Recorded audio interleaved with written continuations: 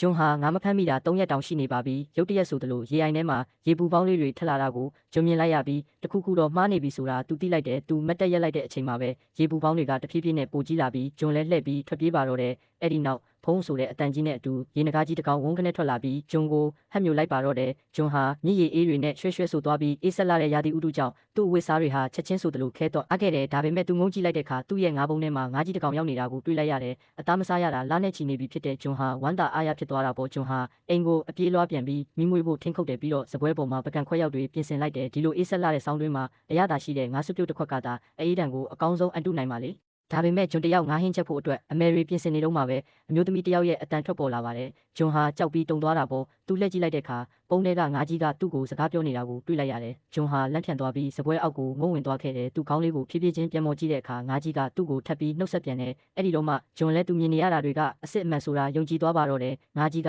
သူဟာမြစ်ထဲကငါးမင်းသမီးဖြစ်ကြောင်းရေထဲမှာပဲနေရတာညှင်းငွေလာလို့လူသားတွေရဲ့ကဘာကိုလာရောက်လက်ပတ်ချင်ကြောင်းပြောပြတယ်ဂျွန်ငါးဖမ်းနေတာကိုမြင်လို့သူ့ရဲ့ငါးပုံထဲကိုပြန်ဝင်လာခဲ့တာပါဂျွန်သာသူ့ကိုခီးသွားတဲ့နေရာတွေမှာခေါ်သွားမယ်ဆိုရင်ဂျွန်ဖြစ်ချင်တဲ့ဆန္ဒမှန်သမျှကိုဖြည့်ဆည်းပေးမယ်လို့ကတိပေးခဲ့တဲ့စကားပြောနေတဲ့ငါးကိုကြည့်ပြီးဂျွန်လည်းအဲ့ဒီငါးကိုစားဖို့စိတ်ကူးကိုလက်လျှော့လိုက်ပြီးကတင်ပေးမှာပဲထားလိုက်ပါတယ်သူနာတော့မယ်လုံနေတော့မှာပဲရုတ်တရက်အိမ်ကြီးတအိမ်လုံးတုန်ခါလာပြီးအိမ်ကတဖြည်းဖြည်းနဲ့အပေါ်ကိုမြင့်တက်လာပါတော့တယ်ဂျွန်ဘာလို့ရမှန်းမသိခင်မှာပဲအိမ်ကြီးဟာဝေးဟင်မှာဝဲပြန်နေပြီးသူ့ရဲ့ကတင်နဲ့မိဖို့ကြီးဟာအိမ်တကားပြင်ပကိုလွှင့်ထွက်သွားတယ်ဂျွန်ဟာပြုတ်ကြမှာကြောက်တာနဲ့မိဖို့ကြီးကိုအတင်းဖတ်ထားလိုက်ရတယ်ဘလောက်ကြာသွားလဲမသိရပဲမိဖို့ကြီးရက်သွားတဲ့အခါမှာဂျွန်ကဒါဟာငါကြီးရဲ့လက်ချက်လားဆိုပြီးတွားမေးပါတော့တယ်ငါကြီးကဂျွန်ကိုမော်တက်တွေရှိတဲ့ပြည်သူစီကိုခေါ်သွားခြင်းလို့ပါလို့ပြောလိုက်တဲ့သူစကားပြောလိုက်တာနဲ့တပြိုင်နက်ရေခဲတွေဖုံးလွှမ်းနေတဲ့မြေပြင်ကအရေးပြောသွားပြီးအရာအလုံးဟာပြန်လဲစိမ့်လန်းလာကမျက်ခင်းပြင်တွေပေါ်လာပါတော့တယ်ခဏချင်းမှာပဲမြေပြင်တစ်ခုလုံးစိမ့်ဆူသွားခဲ့တယ်ဂျွန်လဲငါးဘုံကိုမပြီးကမ်းခြေကိုတွားလိုက်တဲ့အချိန်မှာပဲငါကြီးကရုတ်တရက်ပြောက်ကွယ်သွားပါတယ်ဂျွန်ကဟိုဒီလိုက်ရှာနေတော့မှာပဲသူ့နောက်ကျောဘက်ကနေအတန်တစ်ခုထွက်ပေါ်လာပါတော့တယ်